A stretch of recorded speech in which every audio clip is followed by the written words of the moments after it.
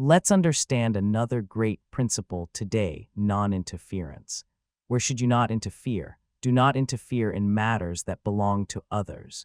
You might say, we don't interfere at all. We don't even have time for ourselves. How would we interfere?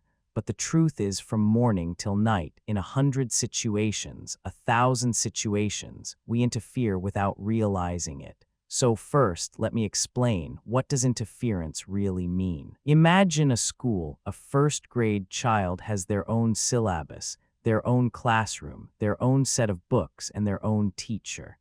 Meanwhile, a 10th grade student has a completely different syllabus, different timing, different teacher, different classroom. Even if both students go to the same school, that doesn't mean they should behave the same way or follow the same system. We all understand this. Now, let's bring this example into our daily life. Take your own family, your parents, your siblings, your spouse, your children, your relatives. What do we often think? Since we are all one family, shouldn't we all do meditation together? Shouldn't we all follow a vegetarian diet? Shouldn't everyone behave properly? There's nothing wrong in thinking this way. But then it extends, my child must be a doctor. My child must absolutely become an engineer, as my grandfather wanted. My wife should behave exactly as I say. My children must only listen to me, not to anyone else. When you think like this, you are ignoring a truth. Each person in your family is an individual soul. They have their own life design, their own life purpose. When they came to this earth, they were born into your family, that's all. Your husband, your wife, your parents, your children, they are not here to complete your syllabus. They are here to complete their own. It's like roles in a movie. Shakespeare said, "All the world's a stage. We are all actors."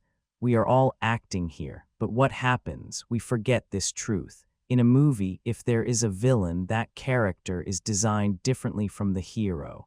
It is written that way by the director.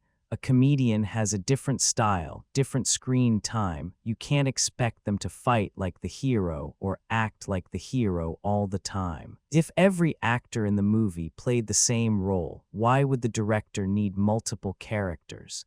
Each one is unique. That's the principle we need to remember. We are all unique beings. You are different, I am different. At the soul level, yes, we are all one, but in our design, we are different. I cannot be like you, and you cannot be like me. What I like, you may not like. My priorities may not match yours. Sir, no matter how much I tell my husband, he doesn't listen. Why should he? No matter how much I tell my wife, she won't change.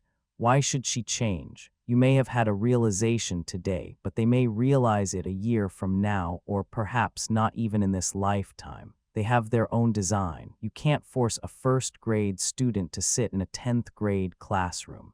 This interference creates a lot of disturbance in our daily life. Relationships break. Your energy is wasted. Your frustration increases. You feel more resentment. Anger builds. Your time is wasted. Your life keeps going in circles, carrying the burden of trying to change others. You are trying to carry everyone, but what does that mean? You say, I'm controlling everyone, right? But we are acting foolishly. To control a person, you'd need to sit there and watch them all the time. Your entire time would be spent on them, watching what they do. Then you're no longer living your life. You've become their watchman or their supervisor. At that point, where is your time? How can you do the things you love? Where is your mind? It's full of your children, your parents, your relatives, your neighbors. They should be like this. He shouldn't be like that. He is useless. We forcibly enter their lives, and we start giving lectures everywhere. The youth shouldn't behave like this. In our times, we were so disciplined. Look, the younger generation is using technology brilliantly. Can you use it like them? Do you even understand it? Someone may be a businessman, someone else a social worker. And the businessman may say, "Sir, all this social service is a waste of time. People have changed. Why do this? Look at me, I work smartly, earn well, drive great cars. This is how life should be lived." Giving such free advice, that too is interference. Who asked you for that advice? We are all wasting our time, giving our energy, time, and talent to other people. We are forcibly interfering. We are violating the very principle of karma. Even Duryodhana, in his life, Lord Krishna himself, could not forcibly interfere. Even with all his powers, Krishna did not step in forcefully into the Kauravas' lives. Why? Because that soul's design was that way. That soul's learning was pending. Krishna waited, if he had wanted. In a second, he could have changed everything, ended the war, restored justice, no Mahabharata. But no, he never overstepped. He is an enlightened master. All enlightened masters know this principle. Even Patraji often says, you don't need to worry about others' lives, even your children's life, only up to a point. You should not decide, what course should my child take? Because today you may be able to decide what clothes they wear, but a course determines their life. You should not decide, what business should they do? What food should they eat? Where should they travel? What clothes should they wear? Don't take decisions on behalf of your children or anyone else. Take decisions for your own life. If you channel this energy and time towards yourself, you will become an incredibly powerful person. The habit we humans have is to govern others, to control others. But the funny thing is, if you control someone, you will get attached to that person. You will become their prisoner. You will lose your freedom. You will be trapped in that home, managing that person, thinking, I'm the master. No, the master and the prisoner are both trapped. Both are inside the same jail, one with iron bars, one with golden bars, but still inside a jail. Interference happens in ways we don't even imagine. We keep interfering constantly. In interference, we also carry expectations, many of them. First, we hold expectations about our family. We expect things from our children. We expect things from our spouse. But who are you to expect from another person? Sir, I raised my children with so much effort. Yes, but that's the design of life. Your parents also raised you with effort. If you now waste your own life syllabus by constantly focusing on someone else's syllabus, then you will lose sight of your own purpose.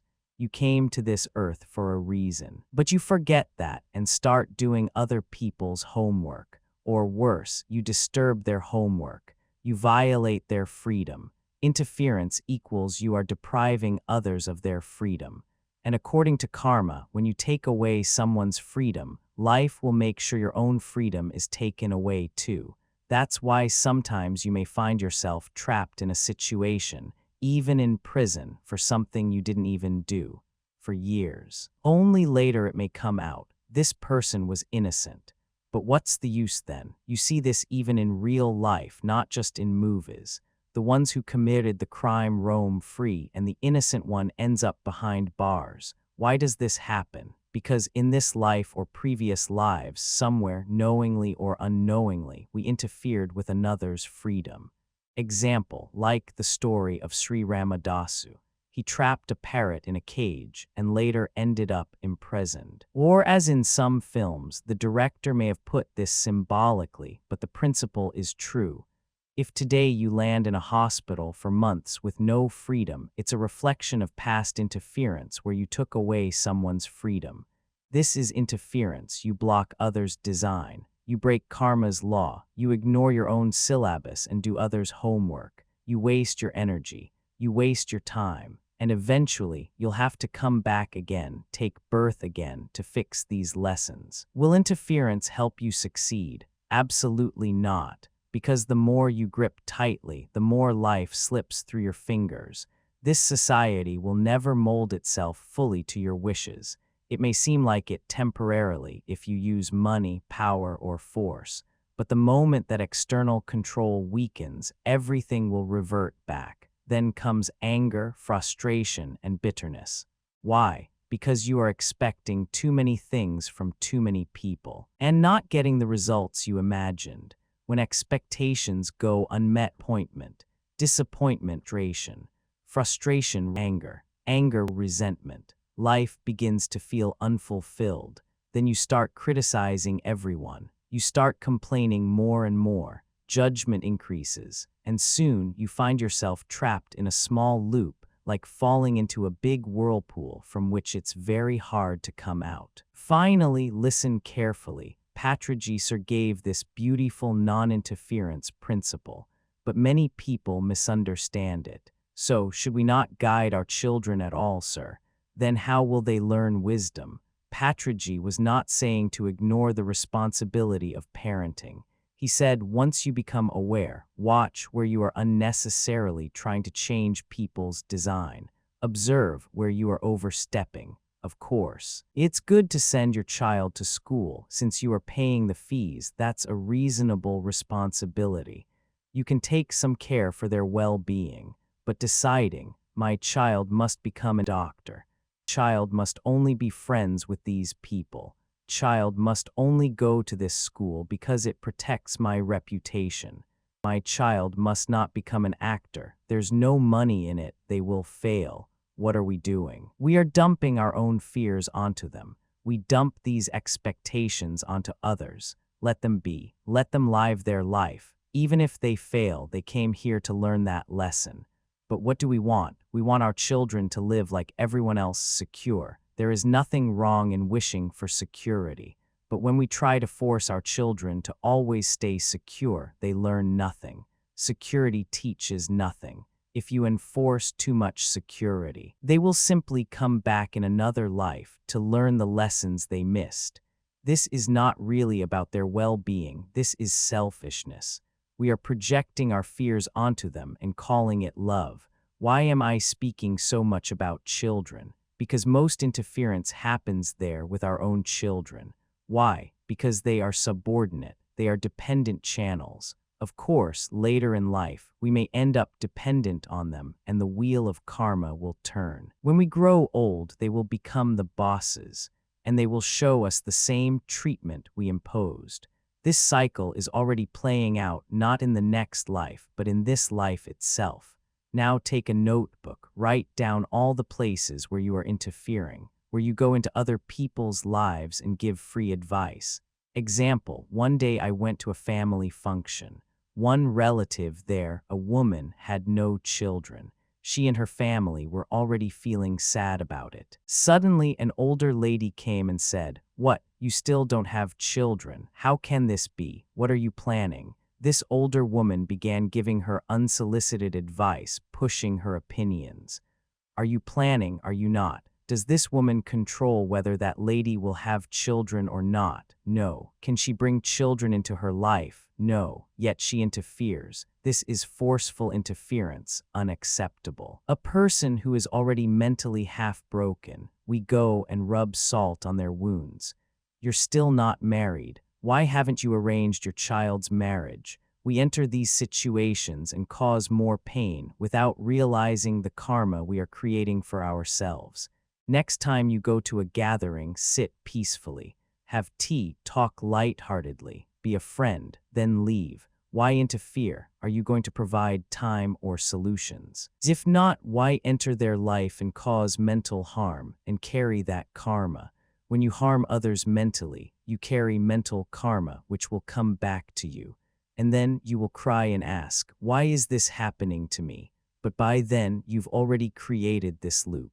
Think, how often do we use our words carelessly? How much karma are we accumulating just by talking without thinking? How much pain are we causing? Who are we to decide how someone's life should unfold? If in this life a woman has no children, that itself is a lesson she came here to learn. Or maybe, if she has a child 10 years later, she will be learning a different lesson. If your other child does not yet have a job, that is his lesson. You might say, look, my son earns $20,000 in a month. He works in a software company. What is your son doing until now? That friend was close to you, but now your comparisons will turn them against you.